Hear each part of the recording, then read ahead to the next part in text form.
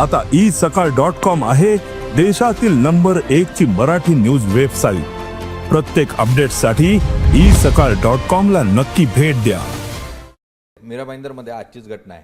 तुमच्या कार्यकर्त्यांनी जेव्हा मनसैनिकांनी एका व्यापाऱ्याच्या कानाखाली वाजवल्या का आता तो मराठी बोलत नाही म्हणून, आणि मग तिथे मोर्चा निघाला। परप्रांतीयांनी मोर्चा काढलाय, दुकानं बंद केली आहेत। मुळात मनसे कसं बघतं याकडे? तुम्ही पण मी अशा दृष्टीने बघतो। आता मी ती टीव्हीवरती पाहिलं का तो व्यापारी असं म्हणाला की मी आत्ताच उत्तर भारतातून कुठून तर तो आलेला आहे, युपी बिहार आत्ताच आलेला आहे। तो हेच जर तो बोलला असता आमच्या लोकांना तर तो विषयच मिटला असता।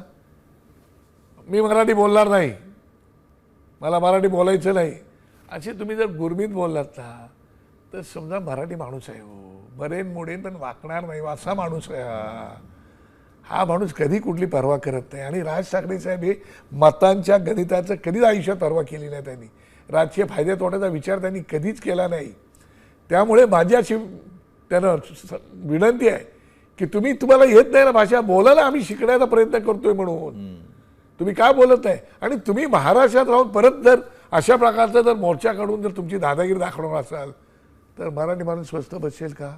याचाही तुम्ही विचार करा। एक तुमच्या राज्यात जर आम्ही कुठे आलो आणि तिथे आम्ही तुमच्या भाषेचा अवमान केला आणि जर उलटं सुलटं बोललो आणि आम्ही जर मोर्चा काढला तर तुमच्या राज्याकरते सहन करतील का? दुर्दैवाने मला सांगावं लागतंय या राज्यामधले राज्यकर्ते हे या गोष्टी सहन करतात आणि म्हणून मुजोरी वाढलेली आहे।